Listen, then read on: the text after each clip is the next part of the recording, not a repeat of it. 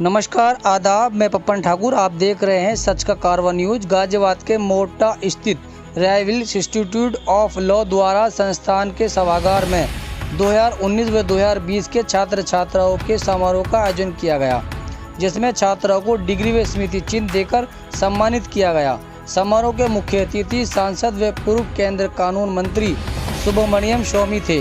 वहीं प्रदेश के राज्य मंत्री Atul Garg, professor Surendra Kumar, advocate Kumar Mukesh, professor Paramjeet Kavi, doctor Arjun Singh Sisodia व डॉक्टर पंकज त्यागी वरिष्ठ अतिथि रहे। मुख्य अतिथि सांसद व पूर्व केंद्रीय कानून मंत्री सुब्रमण्यम स्वामी थे। छात्र छात्राओं का आह्वान किया, वे अब अधिवक्ता बन गए हैं तो कमाई के साथ साथ लोगों का ध्यान भी रखें। ऐसा जरूरतमंद जिसे पैसा न होने से इंसाफ नहीं मिल पा रहा है, उसकी मदद जरूर करें। अधिवक्ता लोकतंत्र का एक मजबूत स्तंभ है। जब सरकार किसी मामले की जांच कराने या कोई कानून बनाने में फेल हो जाती है, तब अधिवक्ता ही आगे आकर कोर्ट के माध्यम से मामले की जांच कराने से लेकर कानून तक बनवाने का काम करते हैं। रॉयल सोसाइटी के अध्यक्ष सीए अनुज गोयल ने संस्थान की उपलब्धियों के बारे में बताया। संस्थापक चेयरमैन एससी गोयल, संस्थान के अध्यक्ष जितेंद्र गोयल, निर्देशक पूनम गोयल ने अतिथियों का स्वागत किया। आप देख रहे हैं सच का कारवा न्यूज।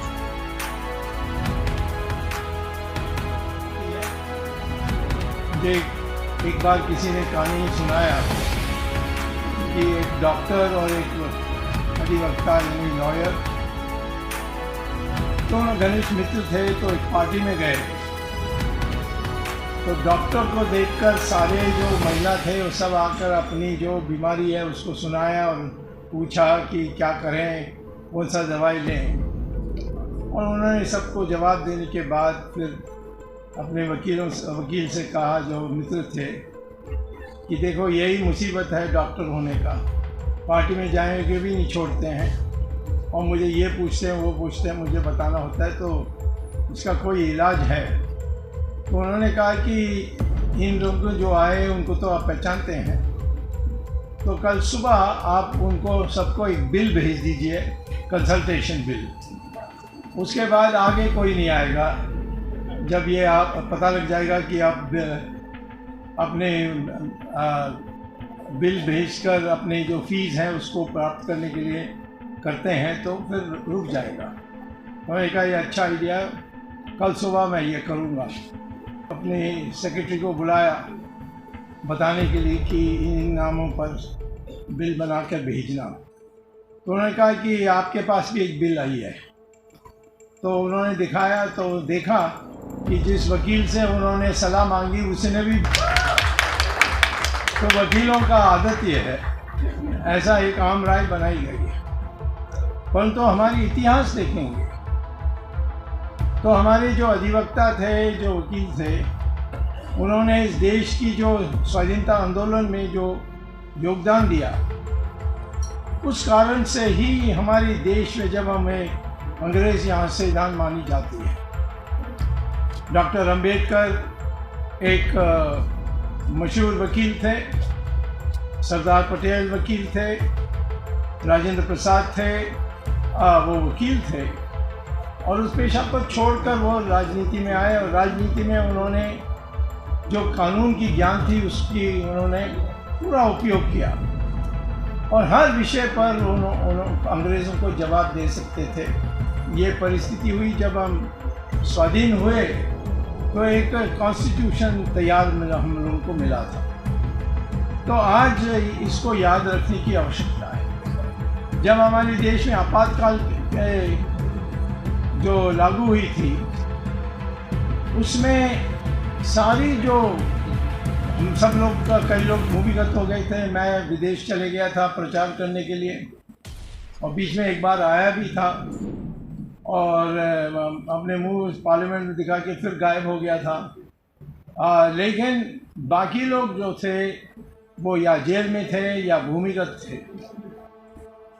हमारे देश के जो अधिवक्ता थे, जो वकील थे, उन्होंने हर पॉइंट पर जो बहस करके यानी कोर्ट से ऑर्डर दिलवाई, उससे एक माहौल बना कि कुछ नाजायज़ मामला हो रहा है, तो लोगों में आम राय बनी। और जब चुनाव हुए थे, इस कारण से लोगों ने सारी सीट, जो कम से कम उत्तर भारत में तो एक भी सीट कांग्रेस को नहीं मिली, और इसीलिए कांग्रेस हारी और जनता पार्टी की सरकार बनने के बाद दोबारा हमारे देश में लोकतंत्र है।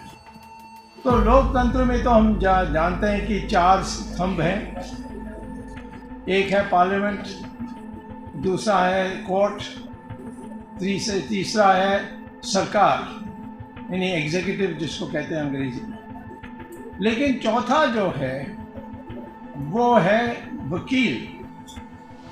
मीडिया कहते हैं, मीडिया एक है, मीडिया और जो वकालत करते हैं, ये भी एक संविधान में नहीं लिखा है, परंतु इसको आज मान्यता है कि मीडिया और जो अधिवक्ता हैं, ये हमारे देश के लिए, लोकतंत्र के लिए आवश्यक है। निश्चित तौर पर अपने कमाई के लिए भी काम करने की आवश्यकता है, लेकिन उसके साथ ही साथ जहां आप कोई मिल जाए जिसको जो मुसीबत में है परंतु उनके पास पैसा नहीं है, ऐसे लोगों का भी एक हिस्सा अपने समय देना चाहिए और उसके लिए करना चाहिए। मैं ये जानता हूँ इतना कि जैसे मोटर गाड़ी में 4 पहिए हैं और जो सबसे मुख्य पहिया है वो तो स्टीयरिंग व्हील है, और ऐसे ही जो संविधान में जो 4 हैं उसके साथ जो वकील होते हैं वो स्टीयरिंग व्हील जैसा है, और गाड़ी तब ठीक से चलेगी जब स्टीयरिंग व्हील को संभालने वाले ज्ञानी होते हैं। तो आज मैं देखता हूँ कि कितने चीज़ों पर हमने कोर्ट से फैसला ली जो सरकार ना दे पाई या देने चाहती थी। आज ऑल इंडिया इंस्टीट्यूट्स बने हैं लॉ के लिए, और लॉ में इतनी आयाम है, उसको आप यहाँ पर कॉलेज में पढ़कर भी सीख नहीं सकते। वो तो कई लोग जब वकील बनते हैं, मेरे पास भी यंग लोग जो कॉलेज से ग्रेजुएट होकर आते हैं, वो आते हैं इंटर्नशिप में, फिर बाद में साथ भी काम करते हैं, और कई ऐसे हैं जो मशहूर हो गए हैं। तो उनको मैं ये कहता हूँ कि कई चीज़ें हैं हमारी जिसका हम उपयोग ही नहीं करते। अब अमेरिका में आप जाएंगे तो जब एक कोई केस, सिविल केस फाइल होती है, तो वो कोर्ट ट्रायल के लिए कोर्ट के सामने या बहस के लिए कोर्ट के सामने आखिरी कदम है वो, और जब कोर्ट के सामने आती है तो ज़्यादातर केसेस को 2 महीने 3 महीने के अंदर फैसला आ जाती है। हमारे देश में कर सकते हैं क्योंकि हमारे सिविल प्रोसीजर कोड में उसके लिए प्रावधान है। जब मैं लॉ मिनिस्टर था तो मैंने चीफ जस्टिस उस समय रंगनाथ मिश्रा थे, उनको मैंने कहा कि ये धीमी जा रही है, डिले हो रही है, इससे लोग सब तंगाए हुए हैं। तो मैं ये सोचता हूँ कि हमारी जो संविधान और हमारी जो सिविल प्रोसीजर कोड में है, उसमें इंटरोगेटरीज एंड डिस्कवरी है। अब आप पता नहीं आपको, तो उसका उपयोग करिए।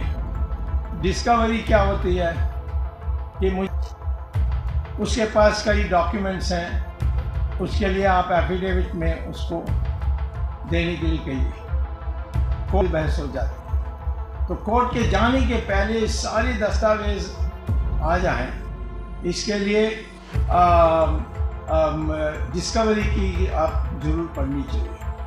कहा कि डिस्कवरी इंटरोगेटरीज को अनिवार्य करना चाहिए, तो मुझे चीफ जस्टिस ने कहा कि ये मत करिए। मैंने कहा क्यों? इससे तो टाइम बहुत बचेगा, अमेरिका में तो होते रहता है, इससे अमेरिका में हो सकता है, तो हमारे देश में आप करोगे तो सारे वकील स्ट्राइक पर चले जाएंगे। मैंने कहा क्यों? उन्होंने कहा कि इसमें इतना मेहनत करनी होती है, कौन वकील इतना मेहनत करेगा, तो वो चाहेगा कि कोर्ट में जाकर बहस करके जो अपनी काम निकालनी है। इस पढ़ना होगा, फिर तैयार करना होगा, फिर सर्व करना होगा, और उसमें से जो आपको मिलेगी, इसके लिए मेहनत जो करनी है, वो मेहनत आज के जो वकीलों की मंशा है वो ऐसा नहीं है। आप देखिए, तो मैंने सिर्फ एक बयान दिया कि मैं सोच रहा हूँ, तो तुरंत 30,000 ही कोर्ट में स्ट्राइक हो गई। और फिर मैंने जाकर उनसे कहा क्या बात हो गई, कौन सी डिमांड पर आप कर रहे हो? तो उन्होंने यही कहा कि हम बोले तो दूसरी बात, और तो असली बात है कि आपकी जो डिस्कवरी और इंटरोगेट्स को अनिवार्य कर रहे हैं, इससे हमारी जो बोझा है वो बहुत बढ़ जाएगी। हम तो कितने क्लाइंट्स हैं हमारे, सबके लिए तो ये नहीं कर सकेंगे। तो मैं ये कहता हूँ कि धीरे धीरे इसको आना चाहिए। क्यों मैं जब सुप्रीम कोर्ट में पिटीशन आती है तो बेंच वहाँ अमेरिका में नहीं है, सारे जज एक साथ बैठते हैं, 18 जजेस हैं वहाँ, सारे 18 साथ बैठते हैं, और वो सब पिटीशंस को सुनते नहीं हैं। वो छांट करके साल में 200 पिटीशंस को ही सुनते हैं। हमारे देश में तो रोज एक बेंच में 200 सुनते हैं, इतनी पिटीशंस हैं। और हमारे जो जजेस हैं वो भी रिटायर हो जाते हैं। सुप्रीम कोर्ट में तो 65 में रिटायर हो जाते हैं, अमेरिका में तो लाइफ टाइम है, फिट नहीं डिक्लेयर करेंगे आप। सुप्रीम कोर्ट के जज एक बार अपॉइंट होने के बाद आप लाइफ टाइम चलेंगे तब भी। और वहाँ दूसरी बहस में पिटिशनर को 20 मिनट देंगे, उसकी जो रिप्लाई है या रिजाइंडर है उसके लिए 20 मिनट देंगे डिफेंडेंट को, और फिर उसकी रिजाइंडर के लिए वो 10 मिनट देंगे पिटिशनर। और फिर उसके कोर्ट में आने के पहले सारी जजेस इसको पढ़कर आते हैं, फिर सब उठकर अंदर जाते हैं और आधा घंटे के बाद आकर के जजमेंट अनाउंस करते हैं, और डिले विले नहीं होता है। मेरे विरोध में लोग कुछ पुलिस स्टेशन में पिटीशन डालने की कोशिश करें, परंतु हमारे देश में लोग डरते हैं। और ख़ास तौर पर जो मैं आज एक ट्रेंड देखा हूँ, यहाँ भी देखा, महिला का लॉ पढ़ने लग गए, और ये महिलाओं के लिए बहुत अति आवश्यक है, क्योंकि सबसे ज़्यादा शोषण सोसाइटी में होती है महिलाओं का, और इसीलिए कि उनको जो विधि है या कानून है नहीं पता है। तो ये जो आप इस प्रोफेशन में आए हैं, ये वास्तव में भारत के भविष्य के लिए है। सेक्शन 32 एडवोकेट्स एक्ट पढ़िए, law degree is not compulsory, सिर्फ जजेस का अनुमति चाहिए कि हाँ आप बहस करने की काबिल हैं। तो लॉ डिग्री के बिना भी क्या आप अपने मामले में तो कर ही सकते हैं, परंतु दूसरों के लिए बहस करने के लिए लॉ डिग्री लोग समझते हैं कि अनिवार्य है। अनिवार्य नहीं है, लेकिन आपको लॉ जानना चाहिए, और जज जो है वो अनुमति देना चाहिए। ये कृष्णा अय्यर के एक जजमेंट है 1969 उसमें है, लेकिन आप एडवोकेट्स एक्ट पढ़िए, इस एडवोकेट एक्ट में सेक्शन 32 में ये अधिकार है। अभी मैं आंध्रा में एक केस ऐसे ही कर रहा हूँ, पहले भी किया था मैंने, कई केसेस मैंने दूसरों लोगों के लिए लिया है, और उसमें लॉ डिग्री अनिवार्य नहीं है, परंतु लॉ के ज्ञान की आवश्यकता है। तो मैं कहता हूँ कि एक हथियार के रूप में इस लॉ को मानकर, भले आप चार्टर्ड अकाउंटेंट बने, भले आप डॉक्टर बने, भले आप सिविल सर्वेंट बने, ब्यूरोक्रेट बने, परंतु लॉ के ज्ञान नहीं होगी तो उस समाज कभी लोकतंत्र में मजबूत नहीं हो सकती है।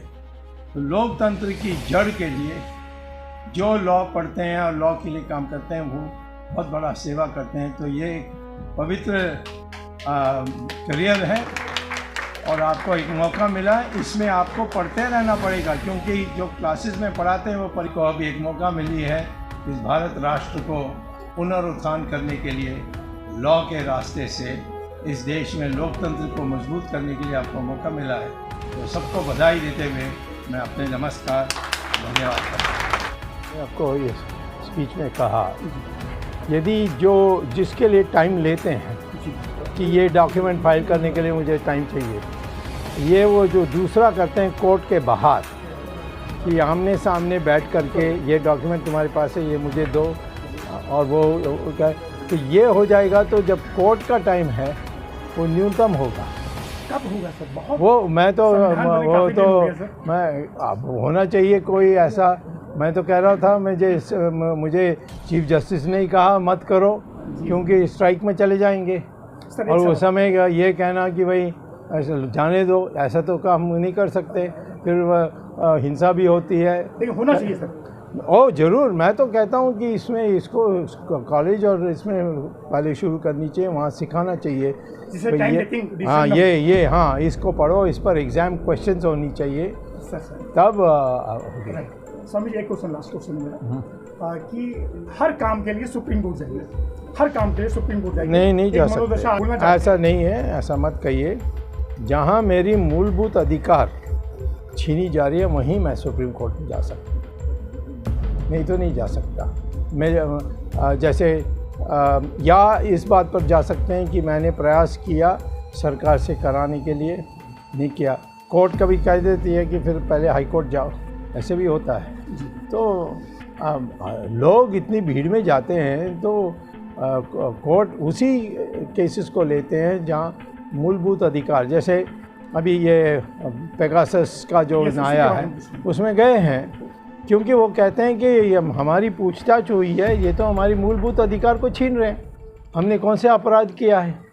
तो इसीलिए कोर्ट को पता करना चाहिए क्यों किया। एक सरकार कहती है हमने नहीं किया, हम ये विश्वास नहीं करते हैं कोर्ट में, उनको शपथ लेकर बोलिए। जो सबसे बड़ी संस्था संसद है, उसमें अगर बहस नहीं होगी तो कहाँ होगी सर? वो तो रोज बंद हो रहा है ना। सर, इसमें एक सवाल मेरा है, जो बच्चे लो कर लेते हैं उसके बाद BCI का एग्ज़ाम क्यों? बार काउंसिल इंडिया एग्ज़ाम करा रही है क्योंकि वो सही जगह में पढ़कर लिया है, कुछ कानून जानते हैं, उसका ही टेस्ट होता है, उससे ज़्यादा नहीं होता। कितने लोग फेल होते हैं? बहुत कम लोग फेल होते हैं। सर, क्या मैं इसको कोर्ट करूँ कि संसद रोज चल नहीं रही है इसके लिए? नहीं, मैं तो कहे कि संसद तो ये रोज हल्ला गुल्ला में बंद हो रही है। बहस होना चाहिए ना? बहस तो होना ही चाहिए, मैं तो इसकी इसीलिए तो संसद है। हर किसी मुद्दे को लेके ऐसी कोई बात नहीं है, पेगासस की कोई बात नहीं है। पेगासस की क्या बात है? पेगासस को समाज पे जो भी वो तो मैं ये कह रहा हूँ, देश हित के लिए जरूरी है, उसमें होना चाहिए, उसमें हो सकता है पेगासस। अब पेगासस में आप कोर्ट में चले गए तो अब तो हम कहेंगे उनको, भाई कोर्ट में चलेगी, आप यहाँ क्या बहस करना है। बिल्कुल ठीक है।